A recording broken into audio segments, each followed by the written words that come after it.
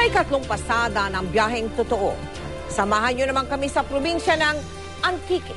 Sa kabila ng matabang lupa at mayamang dagat, doon may pinakamaraming batang edad 5 hanggang 10 na undernourished o lubhang kapos sa sustansya. Ang ilan sa kanila, wala na ngang makain, napipilitan pang magbanat ng buto sa napakamurang edad. Narito po ang biyaheng totoo ni Claire Delphine.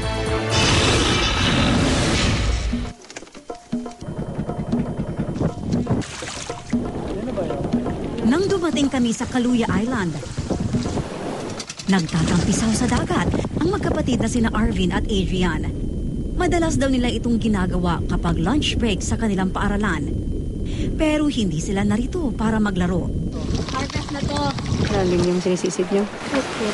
Pero, bakit ginagawa mo pa rin kahit mahirap? Tumatawag kasi ako mag-ulong. Ang paglalaro para sa magkapatid, isa ng malaking luho. Ang bawat kilo kasi ng seaweed na kanilang makukuha, 8 pisong dagdag sa kita ng kanilang kapuspalad na pamilya. Maraming estudyante sa paaralan, patpatin din tulad nila Arvin at maliit para sa kanilang edad. Sa buong bansa, nangunguna ang Antique sa mga probinsyang may pinakamaraming batang edad, 5 hanggang 10 na kinukulang sa sustansya o undernourished. 2 sa kada 5 ang underweight o kulang sa timbang base sa edad, kulang sa timbang base sa tangkad, at mga stunted o nabansot. Because Antique for the past 3 years has been consistently number 1 in the rank list of the malnutrition. Pag-uwi, 5 pirasong tuyo ang hapunang naghihintay para paghati-hatian ni na Arvin at Adrian, ng 3 pa nilang kapatid at ng kanilang mga magulang. Sa gabi, hindi kayo kumakain. Natutulog na lang kayo. Tapos nawawala ba yung gutom doon? Bakit ka umiiyak? Naawa ka kay Adrian? Kung pwede lang, ayaw daw sanang pagtrabahuin nila Aling Rovelyn ang kanilang mga anak. Pero kung di raw kasi sila tutulong, 2 bagay lang daw ang naghihintay sa buong pamilya. Gutom o mas matinding gutom. Hanggang ngayon, yung gutom. Nag-asawa na ako, ganun din. Hindi nagbago ang buhay ko. 3 sa bawat 10 pamilya sa Antique, maralita. 7 sa kada 10, laging kulang sa pagkain. Kaya ang supplementary feeding program ng gobyerno talagang pantawid gutom lang.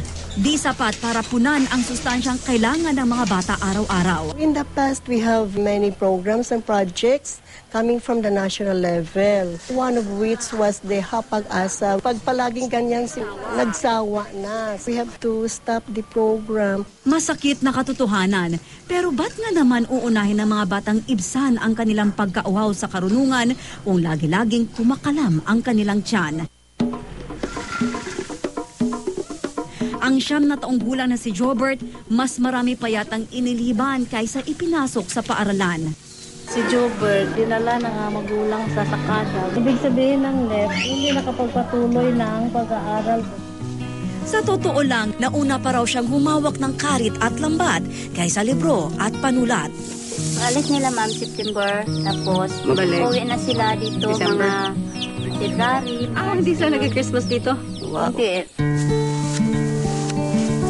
Ang problema kasi sa problema ng kahirapan, kung sino pa ang mga bata at walang kapangyarihan, sila pa ang matinding nagdurusa sa mga epekto ng kawalan. Gaya na lang ng kapatid ni Jobert, mag-iisang linggo nang walang gatas. Ano po, tubig at saka yung asuka lang po.